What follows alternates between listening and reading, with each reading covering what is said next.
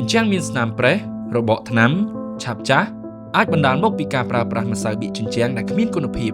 និងការបៀកមិនត្រឹមត្រូវស្របតាមស្តង់ដារផលិតផលដែលបានកំណត់មុននឹងឈានទៅដល់ការអនុវត្តយើងត្រូវមានឧបករណ៍និងសម្ភារៈក្នុងការប្រើប្រាស់ដូចជាស្រោមដៃម៉ាស់ការពារធូលីដីមួកសុវត្ថិភាពនិងអាវពន្លឺសុវត្ថិភាពឧបករណ៍ក្នុងការប្រើប្រាស់ត្រូវមាន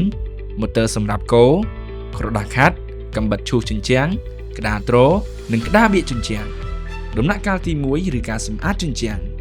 ត្រូវខាត់គ្រាប់សាច់និងធូលីដីឲ្យអស់ព្រោះវាអាចធ្វើឲ្យម្សៅបៀកមិនអាចតោងជាប់លើផ្ទៃជញ្ជាំងដំណាក់កាលទី2ឬការលាយម្សៅបៀក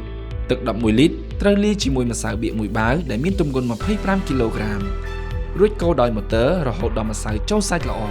ដំណាក់កាលទី3ឬការបៀកម្សៅបៀកលើជញ្ជាំងប្រើក្តារបៀកដែកដើម្បីគៀឬបៀកវាទៅតាមផ្ទៃជញ្ជាំងនិងទៅតាមកម្រាស់ដែលចង់បានសម្រាប់ការងារបៀកត្រូវធ្វើឡើងជា3ស្រទាប់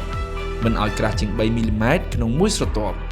ក្នុងមួយស្រទាប់ត្រូវរង់ចាំឲ្យស្ងួតរយៈពេល60នាទី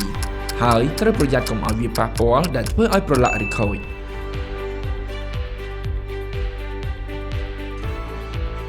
បន្ទាប់ពីបានទស្សនាការប្រើប្រាស់ផលិតផលម្សៅបៀកជញ្ជាំង Starcoat រួចមកយើងឃើញថាផលិតផលម្សៅបៀកជញ្ជាំង Starcoat មានភាពងាយស្រួលក្នុងការប្រើប្រាស់ស្អិតជាប់ល្អនិងធ្វើឲ្យជញ្ជាំងភ្លឺរលោងស្អាតគាំទ្រផលិតផលក្នុងស្រុកជ្រើសរើសម្សៅបៀកជញ្ជាំង Starcoat និង Star Pro